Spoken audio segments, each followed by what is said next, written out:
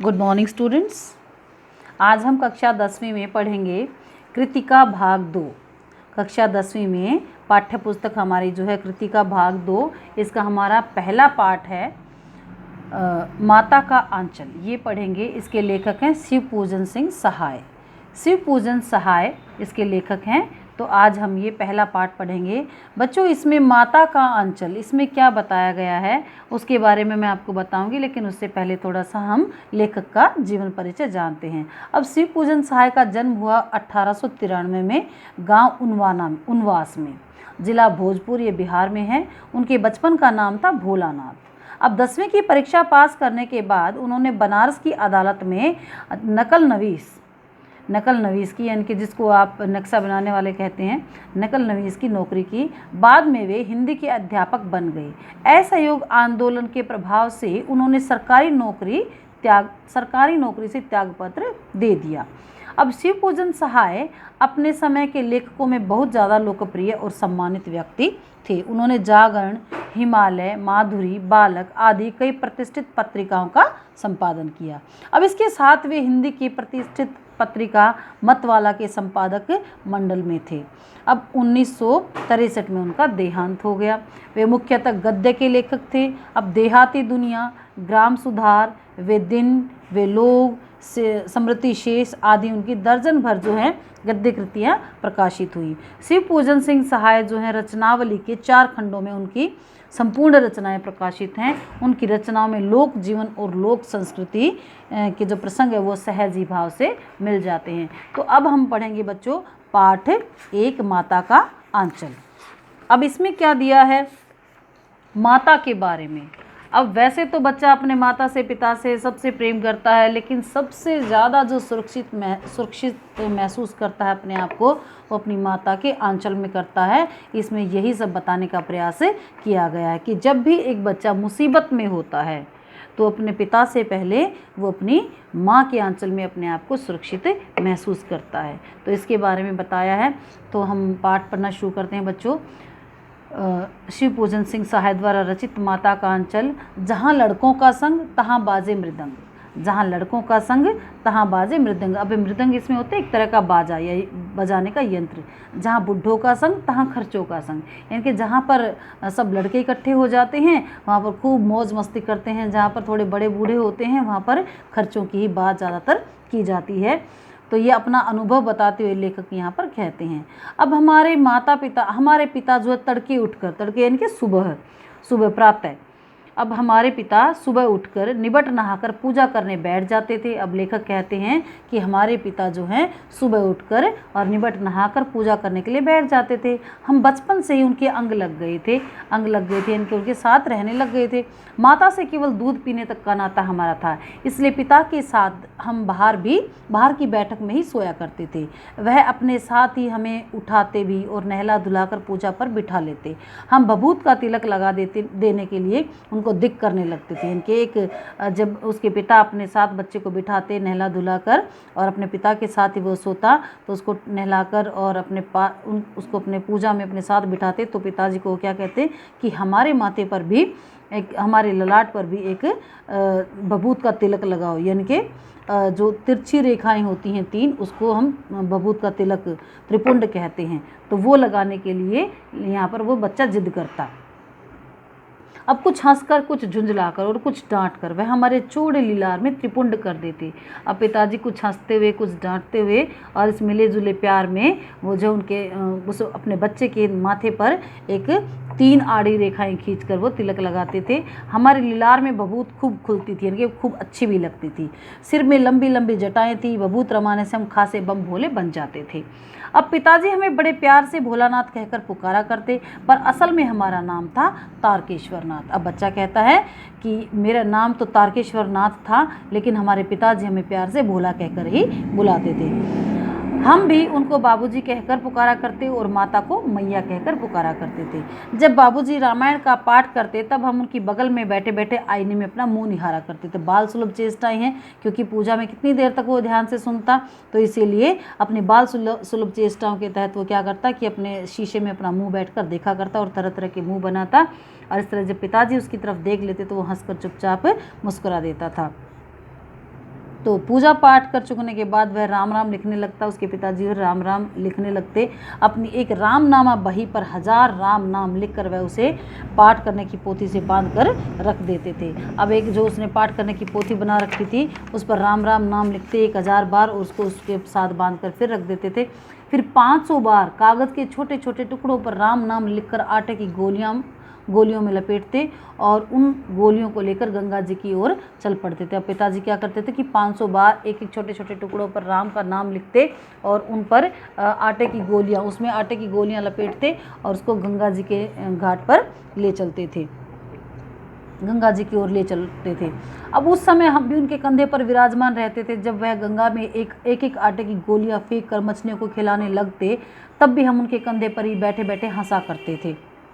जब वह मछलियों को चारा देकर घर की ओर लौटते तब बीच में रास्ते में झुके हुए पेड़ों पर उसकी डालों पर हमें बिठाकर पिताजी हमें झूला झुलाते थे। अब कभी कभी बाबूजी हमसे कुश्ती भी लड़ते थे। वह शिथिल होकर हमारे बल को बढ़ावा देते और उनको हम पछाड़ देते थे, क्योंकि एक पिता हमेशा चाहता है कि बच्चा उससे हमेशा ही जीत जाए, तो अपने आप को वो शिथिल कर देते थे, यानी कि अपना वो ताकत नहीं दिखाते। अपने बच्चे का आत्मविश्वास बढ़ाने के लिए वो उससे हार जाते थे या उतान पड़ जाते और हम उनकी छाती पर चढ़ जाते थे। हाँ, वो जो है पीठ के बल लेट जाते थे और बच्चा जो उनकी छाती पर चढ़ जाता था और वो क्या करता, अब उसकी जो है अपने पिता की लंबी लंबी मूँछों को उखाड़ने लगता और वो हंसते हंसते हमारे हाथों को मूँछों से छुड़ाने लगते और उन्हें चूम लेते। जब हमसे खट्टा और मीठा चुम्मा मांगते तब हम बारी बारी अपना बायां और दाहिना गाल उनके मुंह की तरफ फेर देते थे। बाएं का खट्टा चुम्मा लेकर जब अपने दाहिने का मीठा चुम्मा लेने के लिए अपनी दाढ़ी या मूंछ हमारे कोमल गालों पर गड़ा देते थे, हम झुंझला कर फिर उनकी मूंछें नोचने लग जाते थे। यह पिता और बच्चे का एक बाल सुलभ प्रेम। अब जो है पिता जो अपने बच्चे के साथ खूब ज़्यादा प्यार करते और उसको बच्चा जो झुंझला कर फिर वहाँ से भागने लगता था। इस पर वे बनावटी रोना रोने लगते और हम अलग खड़े खड़े खिलखिलाकर हंसने लग जाते थे। उनके साथ हंसते हंसते जब हम घर आते तब उनके साथ हम भी चौके में खाना खाने के लिए बैठते।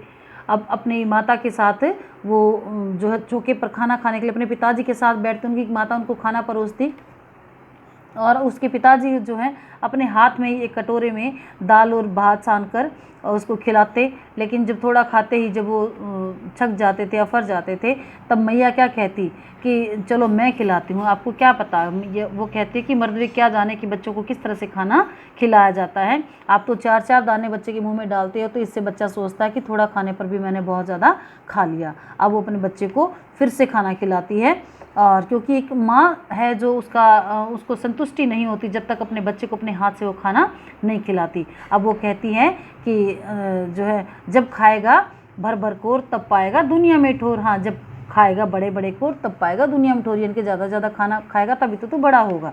देखिए मैं खिलाती हूँ।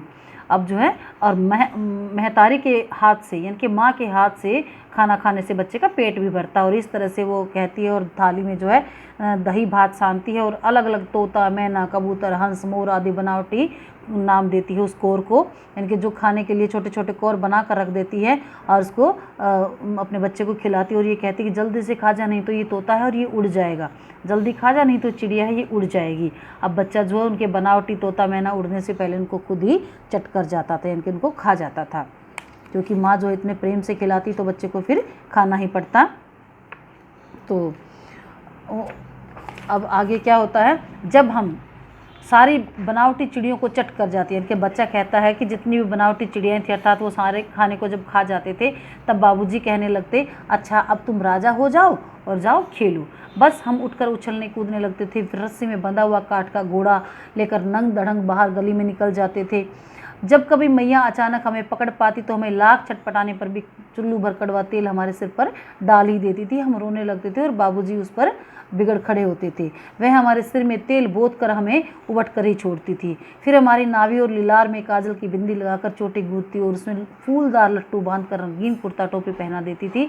हम खासे का नैया बनकर बाबूजी की गोद में सिसकते बाहर आ जाते थे। अब ये अपने बारे में बताता है कि माँ जो है अब हमारे सिर में खूब सारा तेल लगा देती थी और हमारी चोटी बना देती थी और हमारे जो है माथे में और नाभि पर एक काजल का तिलक लगा देती थी ताकि उसके बच्चे को कोई नज़र ना लगे, इसीलिए क्योंकि ये माँ की जो है एक अंदरूनी एक चेष्टा रहती है कि मेरा बच्चा जो है सबकी बुरी नज़रों से बचा रहे, और जो है बच्चा अच्छा खासा कन्हैया बन जाता और रोते सिसकते पिता की गोद में आकर बैठ जाता। अब बाहर आते ही हमारी बाट जोहने वाले बालकों का एक झुंड मिल जाता।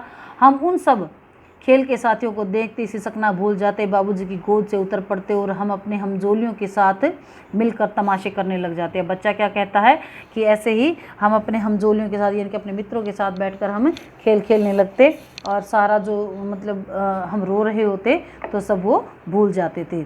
और तमाशे ऐसे करते थे मतलब बहुत अच्छे, ऐसे वैसे नहीं, पूरे नाटक, तरह तरह के नाटक। चबूतरे का एक कोना ही नाटक घर बनता था।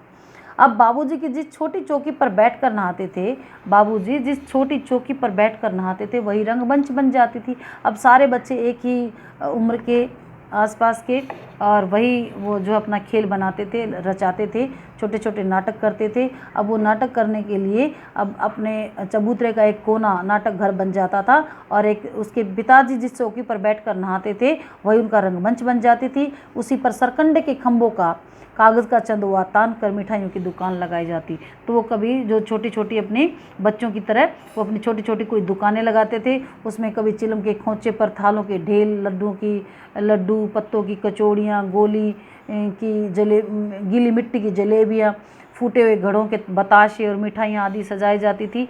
ठीकरों के बटखरे और जस्ते के छोटे छोटे टुकड़ों के पैसे हम बनाते थे। हम ही लोग खरीदार और हम ही लोग दुकानदार। बाबूजी भी 2-4 गोरखपुरी पैसे खरीद लेते थे। अब यानी कि कभी कभी बीच में बाबूजी आकर हमारे खेल में शामिल होते तो हम सब बच्चे वहाँ से भाग जाते थे। अब थोड़ी देर में मिठाई की दुकान बढ़ाकर हम लोग घरौंदा बनाते थे। धूल की मीट, दीवार बनती और तिनकों के छप्पर यानी कि बाल सुलभ जो खेल होते हैं छोटे छोटे, कि दातुन के खंभे बना लिए जाते थे, दिया सिलाई की पेटियाँ बना दी जाती थी, किवाड़ बना दिए जाते थे, घर के मूंढे और चूल्हा चक्की, दिया आदि की कढ़ाई, बाबूजी की पूजा वाली आमचनी कलछी बनती थी। अब पानी को घी मान लिया जाता था। धूल के पिसान यानी कि जो बालू मिट्टी होती है उससे हम चीनी बनाते थे, और बनाते तो क्या थे वो उसको मान लेते थे कि जैसे ये चीनी है और ये हमारा जो छोटा सा घर है और ये हमारा घी है, इस तरह से अपनी दुकान तैयार कर लेते थे। और जैसे ही और फिर सबको इकट्ठा बिठा के वो खाना वाना बनाते आपस में, जैसे इस तरह से बनावटी और छोटे छोटे अब जैसे धूल, बालू मिट्टी और उससे चीनी की जोनार तैयार कर ली जाती थी। और क्या करते थे, जोनार होता मतलब दावत, एक भोज करना, सब बच्चे मिलकर जैसे आपस में एक भोज तैयार करते थे, एक दूसरे के लिए खाना तैयार करते थे। और जैसे ही हम लोग ही जोनार करते और हम ही लोगों की जोनार बैठती, यानी कि हम ही खाना तैयार करने वाले होते और हम ही खाना खाने वाले होते। जैसे ही पंगत बैठ जाती थी तब बाबूजी से धीरे से आकर पाँत के अंत में जीमने के लिए बैठ जाते थे, और उनको बैठते देखते ही हम लोग हंसकर और घरौंदा बिगाड़ कर वहाँ से भाग जाते थे, क्योंकि वो तो एक बाल सुलभ जो खेल थे, छोटे छोटे नाटक थे। वो असली में जो है ना ही तो खाना होता था, ना ही वो जोनार होती थी, और ना ही वो सब चीज़ें होती थी।